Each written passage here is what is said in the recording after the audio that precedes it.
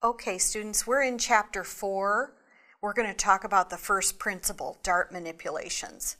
And let's define that. It's a dart being transferred to any location around the pattern's outline from a designated pivotal point without affecting the size or fit of the garment. So take a look at all of these. We can create all of these designs by just using the first principle. Here's what we're going to do today. This is all the dart locations that we can move our dart to, and yet this is still going to fit her beautifully the same way the block did. We're just moving the dart ease around to different locations, and we're going to use templates, and we're going to create these different perimeters together for the exercise today. Students, for this demonstration video to how to complete our dart manipulation exercise, you should have printed out page 1 and 2 of the templates. That's what these are right here. Cut them all out. Be sure you're cutting out the wedges, the dart wedges, so we can manipulate them. You're going to have about 5 bodice front, 4 bodice back, and then a 2 dart bodice front.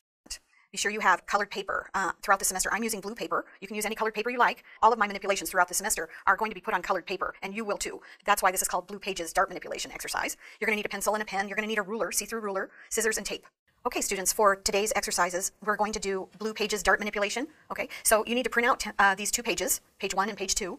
Then you're going to cut out all these templates. They're going to look like this. Be sure you're cutting out all your wedges here where the darts are so that we can manipulate them. You're going to have 5 bodice front, 4 bodice back, and you're going to have 1 bodice front with 2 darts. You're going to need colored paper. I'm using blue paper throughout the semester, and all the manipulations in my notebook are going to be on blue paper. That's where they're easily found that way. You're going to need a pencil, pen, you're going to need a see-through ruler, scissors, and tape. If you don't have your supplies now, pause the video here and come back when you're ready for the next demonstration.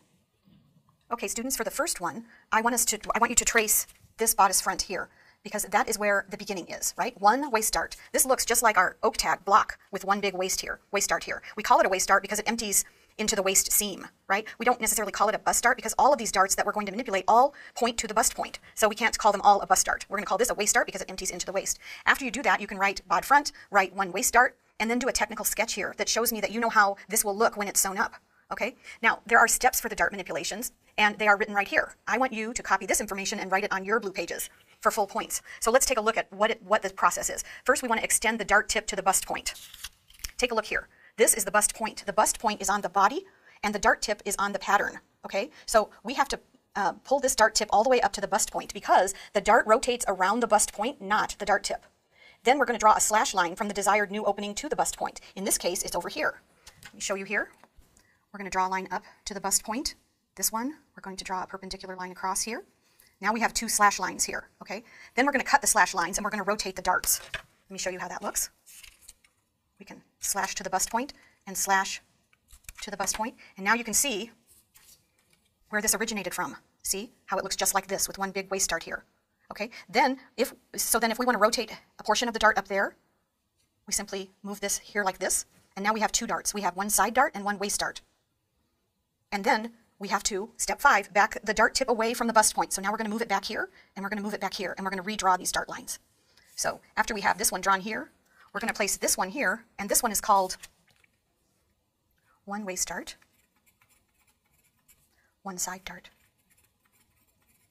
And then we're going to draw a technical drawing like that as best we can. We got a shoulder seam here. We have the armhole. We have it tapering to her waist. We have a side dart, and we have a waist dart. And we're going to take tape, and we're going to tape this down securely. Okay? So now we have gone from 1 waist dart, and we've had to manipulate it to rotate a portion of the dart up here to a side dart, and this one is a waist dart, and here's what it looks like. Then you're going to add these steps up here. You're going to write these over here on your blue pages for full credit for that one.